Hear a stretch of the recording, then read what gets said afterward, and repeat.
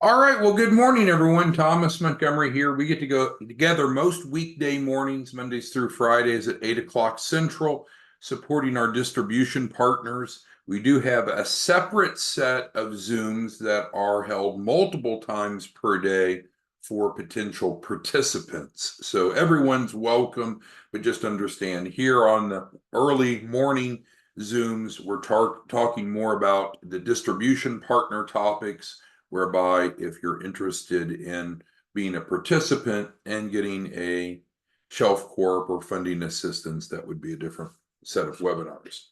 All right, so today's topic, as shared on the screen here, is based around understanding the three sources of money from a shelf corporation.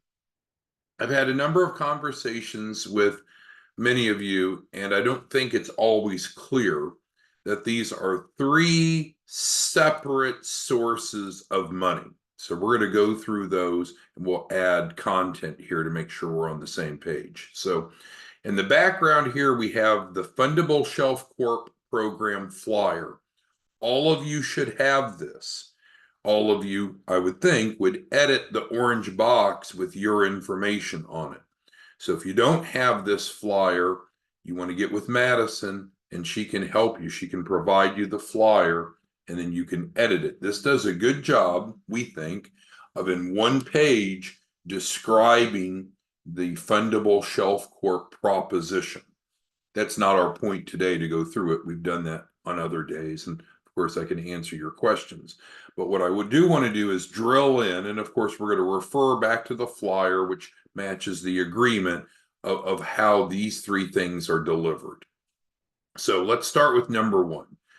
Obviously, what you and I are doing, we're solving a problem. Many small business owners, they need money to start or grow a business to reach their potential, but often they don't have access to the funds. Why is it they don't have access to the funds? Because normally they don't have a fundable business. The way that their current business is set up, if they have one, does not meet the underwriting criteria for a larger business loan.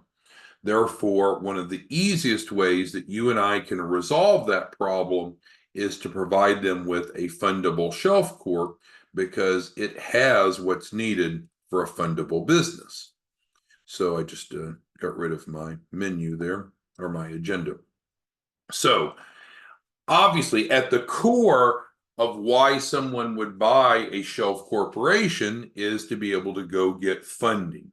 Now, the funding often will come from an SBA loan, but it may not be an SBA loan. Maybe that's not the right type of funding or source of funding for them. As a distribution partner, it's not your job to go figure out where the funding's going to come from, because frankly, it's impossible at the front end. We do what's called a lender match, but that lender match happens once we have everything put together. Because with the Shelf Corporation, it's turnkey, right? It's ready to go. It has the business plan, it has the financials, it's formed with Secretary of State, the EIN's in the client's name, has unique commercial address. So the financials, everything. It's all there. But in many cases, we need to further edit that Shelf Corp to meet what the client is wanting to do. So we have a good platform that's very easy to make tweaks to. So the financing here, we guarantee, so let's start adding some content. So in writing, we guarantee a minimum of 100,000 of funding. However, that is not a maximum. So the Shelf Corp is set up turnkey, ready to go for 100,000. That's a fact. Often we work with clients that say, no, I don't want 100,000. I want 500,000, or I want 1 million, or 3 million, or 5 million. That's fine. The Shelf Corporation is still the best vehicle to get there, but now we're going to have to make some tweaks. So for example, in the business plan, which is provided, the second bullet here, it has a use of funds. The use of funds breaks down what 100,000 would be used for. But let's take Romeo, who's on the call. So Romeo has a client that's enrolling today in the Shelf Corp, and she wants a $5 million capital raise. Fine. So do we have a perfect fit from the get-go? No, no, because the Shelf Corp is all drawn up for 100,000. But it's easy to fix it. We'll go in and we'll make the edits to the financials, to the business plan. So now it's ready for a much larger capital raise. So the first place that money comes from someone that buys a Shelf Corp, of course, is business funding. We mention SBA because it's built to be SBA compliant, but there's many other types of financing. So don't get hung up on, well, will it be an SBA 7A, 7A Express, 504? All those things will get flushed through. But the point is, the primary benefit, or at least one of the three benefits, is qualifying for business funding. Any questions on number one? I think this is probably the most understood, and I think the other two are the least understood. So we're going to talk about all three. So are we good with number one, right? Client wants funding. They don't have a fundable business. You provide them a Shelf Corp. Now they have a fundable business. We go to funding. That makes sense, right? Great. But there's more to it. It's not just that. There's three. So the second is AR liquidation. Well, let's go into that. So within the Shelf Corp, we are providing, second bullet from the bottom, $100,000 of collateral. So let's go ahead and put some notes in. So client receives 100,000 of AR. So AR is accounts receivable. So it's monies owed to this business. I've used this example before, but some of you don't seem to be familiar with what AR is. So AR, accounts receivable, is money owed to the business. So let's say, Claude, you and I decide to go start a lawn care company. We go mow someone's yard. We mow it. They promise to pay us $20. We finished mowing it. They haven't paid us yet. Now, Claude, you and I have a $20 accounts receivable, right? Very simple. Now, accounts receivables can be generated organically, like where Claude and I just went and cut the grass of a yard, or we could acquire AR from other people that have mowed. So let's take Bill. Bill's a big player. He mows lots of yards. So maybe Claude and I go buy the AR from Bill, and now we have the AR. So now Bill's clients don't owe Bill anymore. Now they owe us. This is very common in mortgages. Any of you that have a real estate background, right? Have you ever heard of a mortgage being sold from one lender, from one service provider to another? Of course, it's very common. So this $100,000 is delivered to the client. It's promised, it's guaranteed. Yes, they absolutely get $100,000 of accounts receivables. Well, accounts receivables are valuable because they are a real asset. They're legal, they're compliant, they go on the balance sheet, and they can be pledged as collateral. But frankly, most clients would rather have money in their hand or in their bank account than AR on their balance sheet. So what we do is we can, if the client wants us to, they don't have to, but if they want us to, we can collect the AR. And so in other words, it turns AR into cash. So those of you that took accounting in high school or college or graduate school, we would be decreasing AR, debiting, and would be crediting, and I'm sorry, we'd be crediting AR and debiting cash. But regardless, it's quite simple. Client receives 100,000 of AR, we turn that into cash. And so that's another source of money for them. Now, just like I said up here, even though the Shelf Corp comes ready to go for 100,000, we can easily modify it for a larger capital raise. Well, guess what? Some people come to us and they want more AR than what's just included. Some people want a lot more, like Romeo's client. So let's break that down. So let's say that Romeo's client wants 5 million of AR. So then when we're transferring the AR, we wouldn't just transfer 100,000, we would truly transfer 5 million. Again, this is real. This is true AR. I don't want you to think it's some sort of just documentation, because that wouldn't be true. That wouldn't be honest. That would be fraudulent.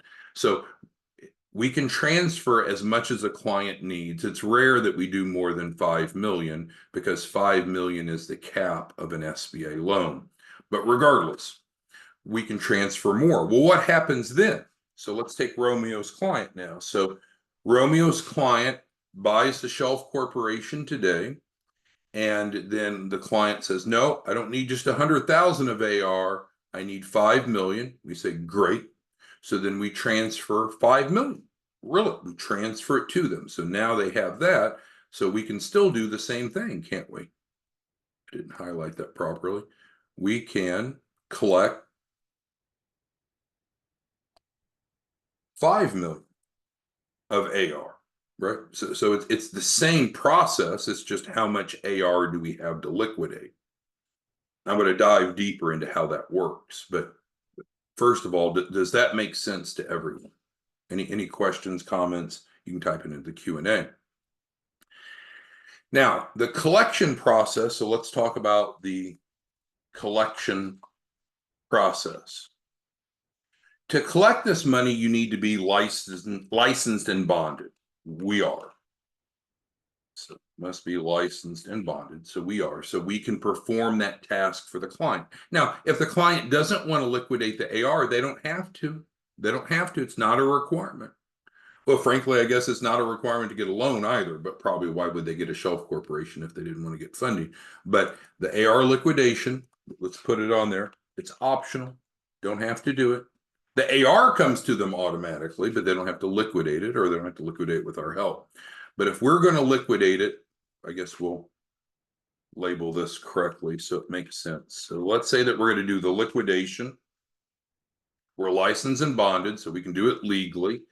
Now, you might say, well, what does that cost, right? So if the client, if Romeo's client's going to hire us to go liquidate 5 million, what's it going to cost the client?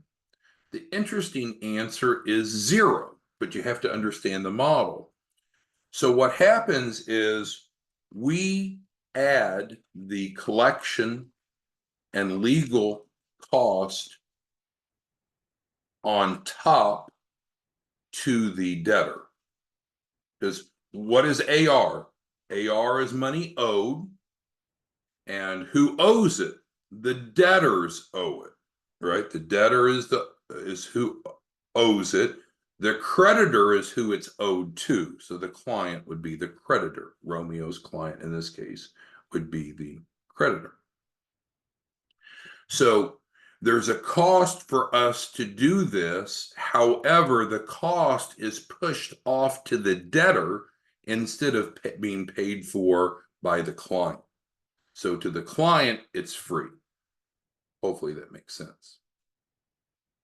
Okay, so any questions on 1 or 2 before we move on? Okay, so Celino has a question. Yeah, so in most cases, lenders, well, so we remember the 3 C's, right? We have the 3 C's: credit, collateral, and capacity, which means cash flow. So yes, when we set up the Shelf Corp, we're preloading it with enough AR, enough collateral to qualify for a $100,000 loan. If a client wants a larger loan, that's fine. Then we go in and we modify, we tweak it. That's fine. It's not a problem. And it can be, normally we don't do more than 5 million, but we theoretically could. And so that's Celino's point. So sure. So if that's the case, then we would provide more AR. So let's just put I guess, key points. Number 1, and this would be the 3 sources. So key point number 1 is typically collateral needs to equal loan request. So that's what Celino's asking. That's correct. So normally, if you want to borrow 100,000 of borrow 100,000, which would be here, then normally we would need at least 100,000 of collateral, which is dollar for dollar. So we can put that on there if that helps make sense. Dollar for dollar. So that's right. So the more loan we want, the more collateral we would need. And that was the example I gave with Romeo's client. She's going to want I believe she's going to want $5 million of collateral, but that's great because we're going to go help her collect that 5 million. It's not just some number on a piece of paper. It's literally an asset that can be collected. So if I need to find some way that this makes sense to you money wise. So let's go with just the base 100,000 to keep it simple, because there could be a lot of variances. So what is this worth to client? 100,000. And again, we can do more, but the base shelf is 100,000. Let's create some space between these. And then we're going to ask, well, what is the AR worth to the client? It's another 100,000. So this is different than this, right? I'll draw a line if I can here. So this is a line separating. This is different. And we'll have another line down here. This is different. So we have three sources of money from a shelf corporation. The first is the funding. The second is the AR liquidation. And then we haven't made it to daily deposits yet. So let's go down to daily deposit. Okay, so Celino's asking how much it costs to the client. So we add the collection legal costs. So we don't work for free to collect the money. However, the cost to collect the money is not paid by the creditor, it's paid by the debtor. So I'm sorry, Celino, if that wasn't clear. So debtor pays collection costs, not creditor. Creditor means client, the person that's owed the money. Okay, so that's great news. All right, and let's move on to daily deposits then. So this is another source of money. So when you look at this in totality, holistically, this is a great deal for most clients, right? They're qualifying for the funding they want, they need. They're also getting the liquidation, which is the AR, which is the collateral, so they can qualify for this, but also then we can turn around and liquidate that, and that turns into another 100,000. But it gets better. It gets better. So let's go down to number 3. So when we sell a shelf corporation, it's a real turnkey, ready to make money business. It's not just some theoretical concept. It's ready to go. It's ready to start daily deposits the next day. Now, how much will the daily deposits be? It depends upon the operator of the business, but it's designed to be $1,000 per day, 20,000 per month. So let's go back and apply the same question to it. Well, what's this worth to the client? Well, it's worth 20K per month, right? It's kind of obvious. There's something I needed to add to that. Oh yeah. So why is this important? So we said what it's worth, but why is this important? And maybe that's what we need to add for each. So let's go back at why is this important? We're going to go back up to number 2 now. So why is AR important? It goes back to Celino's question, because there's the 3 C's: credit, collateral, capacity. Collateral's needed for most business loans. We're providing the collateral. So why is it important to qualify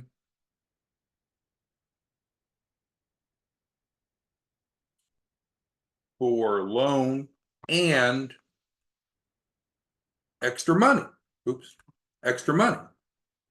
So you might say, well, this doesn't make sense. Well, why are you including AR in this? That's not needed. No, it is needed, right? We need collateral for the loan, but we can liquidate the AR. So it's important to the client because A, we need it to get the loan, which was the question Celino asked. Plus, it's more money. Daily deposits. So I want to apply this same question to the third scenario. Okay, so why is it important that we help clients have daily deposits? Well, to no surprise, a business that is operating, a business that has deposits, a business that is solvent has more borrowing capacity than a business that doesn't. Just imagine that you and I are bankers, right? So we're sitting behind our desk and we have someone that comes into us and say, I want to borrow money for my business. So you and I are the underwriters. We're working for the bank. And so probably one of the first questions we would ask is, oh, is your business making money currently? So that doesn't mean that they couldn't get a loan from us if it's pre-revenue, but certainly it's more attractive if it is making money. That just makes sense. I don't know that you could argue that it just makes sense. So for instance, will the SBA loan money, will the SBA loan money to businesses not yet making a profit, that doesn't have yet revenue? Yes, that is not a requirement that the client is making revenue yet. However, is it very valuable? Of course, it makes the file that much stronger. Plus, it actually gives them money, real money in their bank account, real money that makes their bank account look better, makes their profit and loss looks better, and they have money to pay themselves and to buy things with. So why is it important? Increases fundability, and it's real money. So that was my goal today, was to get us to step back and realize when the shelf corporation when the keys are handed over to the client. So if a client bought from you today, a shelf corporation, we normally need 7 days to get everything transferred over. And we say that it's here 1 week. Didn't say 7 days, but 7 days equals 1 week. So everything that we're describing is consistent with the marketing and it's consistent with the contracts. So there's not a disconnect. But I think many of you aren't understanding how strong of a proposition this is. We're going to help the client qualify for funding. Also, we're going to help them liquidate the AR if they want. And then we're also, which this one didn't say, optional, it should. And if they want, we can start daily deposits. So with that, let's go ahead and open it up for questions. Again, if you don't have the flyer, I recommend that you use the flyer because I think it's a good instrument. All that you would need to change is just the content in the orange box, and you can get the flyer from Madison. And so let's see if I missed any questions. Claude asked or stated, this is an awesome deal. I agree. It's great. The more you understand about it, the more valuable it is. I think some of you were limiting your conversation to just one of the 3 revenue streams, but in fact, there's 3. Now, Romeo's bringing up a good point. With the AR liquidation, this theoretically should be enough to pay off this. So let's go ahead and add behind this. So this is that dirty word called debt, right? We're talking about taking a loan out. So this needs to be paid back. Well, this is not a debt. So if we took on $100,000 loan or whatever amount, we took on $100,000 loan, we have 100,000 of AR that we liquidate, we can liquidate that, pay off the loan, and now we essentially get the loan for free because the income from this paid for this, because this is not a debt. And then Romeo was asking about this, so we'll go down here. This is not a debt. So 2 of the 3 revenue streams, or 2 of the 3 sources of money, is not debt. It doesn't have to be paid back. Only one of which does. So the great news is we can essentially, we mean you and I, the model, we can pay for the loan for the clients. They're essentially getting a free loan, whether it be 100,000 or 5 million. And there's technically no maximum, but normally we don't go above 5 million because that's what the SBA max is. So think about that. If you and I can go help small businesses get funding to start and grow, but even better than that, we'll pay for the loan for them. How would we pay for the loan for them? Through the AR liquidation and or through daily deposits. It's very powerful. Now, again, we do in-person trainings, and sometimes, the question is on these morning sessions, how deep do we try to go? But we have in-person trainings that we're doing now on Saturdays, every Saturday. So if you want more depth, and whether you've wanted or you need it, come to the in-person training. Here, I'm giving you little snippets of what we go through, but we have trainers, some of our top producers, that go into a much higher level of detail because we're sitting there face to face and we have more time. All right, let me see. Doug says, great training today. Thank you. Greg had asked, and so no, this is not a debt and this is not a debt. The only debt is the money that's borrowed from the bank.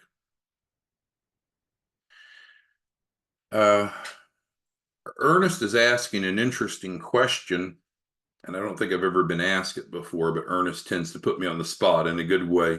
So yeah, so you have three sources, and frankly, they could choose any combination. So I think a logical person would say, oh, I want all three because it's included, right? Why wouldn't you want to do all three? Yeah, I want $100,000 loan. I want to liquidate the AR to get my 100,000 of cash out of the AR.